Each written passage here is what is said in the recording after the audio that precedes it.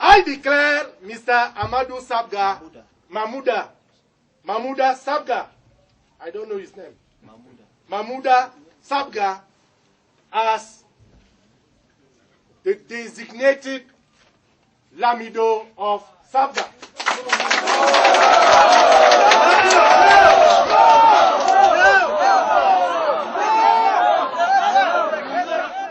Rien n'aura été facile pour en arriver là. La cérémonie qui a tourné en émeute a vu les forces du maintien de l'ordre, très présentes sur les lieux, faire usage des grenades lacrymogènes pour dissuader une population en colère, une population qui ne jurait que par le nom de Adamou Sabga, le lamido de leur choix, retenu par les faiseurs de roi de cette communauté. En dépit de toutes les protestations, de la colère de la communauté Bororo de ce village, le prophète de la maison qui a dit réconcilier la procédure traditionnelle avec la procédure administrative est resté inflexible.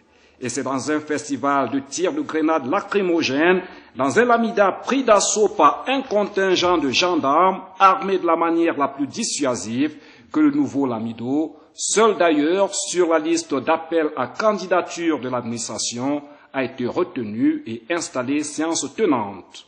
Pour faire valoir sa légitimité, il a ajouté à son dossier de candidature un testament signé du feu lamido Amadou Sabga, décédé le 13 juin dernier, testament fort contesté. Cette réaction de cette élite Bororo de Sabga. Le préfet a fait, c'est un faux document. Parce que de l'ami de Amadou Sabga, avant qu'il meure, il n'a laissé aucun papier pour un autre successeur. Le papier que vous avez vu là, c'est le Ndawara Amadou Dampoulou qui a fait ces papiers-là. Et nous avons notre peuple, nous sommes des Bororo, nous ne sommes pas des Babanké, nous ne sommes pas des chrétiens. Nous avons nos cultures, nous avons nos religions. Nous avons fait ce que la religion a dit. Mahmouda Sabga, tout compte fait, a été installé manu militari dans un festival de gaz lacrymogène. Mais alors, Francis Oyanva, Bamenda.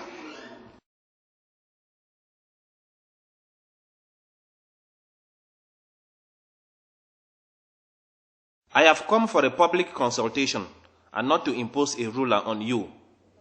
It was with this declaration that the Mezam SDO, Jules Maxelen Jaga, invited the people of Sabga to participate in the designation of their new Lamido.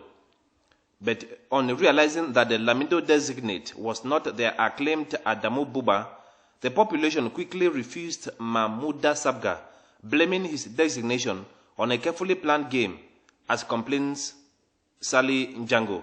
That we have to designate our leader, the government come and play its role by recognizing him officially.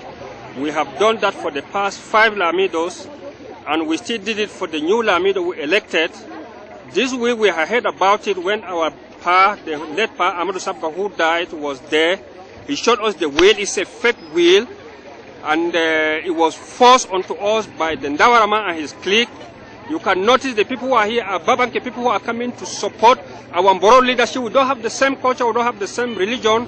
It is totally a fake, a mafia plate, and the administrator is supporting that, it seems. That is the disappointment I have. Using every administrative procedure and text on the organization of traditional chiefdoms, SDO Jules Maxelen Jaga remains confident in the consultation exercise as a function of a will left by the previous rulers, which is said to favor the candidature of Mahmouda Sabga and the fact that only him submitted application documents for the vacancy. Very satisfied, when people have to choose their leader, even in political domain, there is protest. You don't see everybody protesting. So there is a part of the population who are not protesting.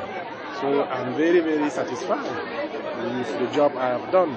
I think it is their right to protest, but there is a way to protest.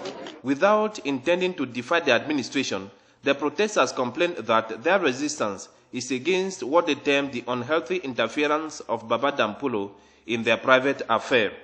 It took the intervention of heavily armed gendarmerie officials for the Lamido of Banyo, Mohamed Gabdo Yaya, to perform the enthronement rites. The protesters could only watch from the hills and a safe distance, while a man they consider a total stranger took over their Lamidad. Nuweya Ben Mudika in Bamenda.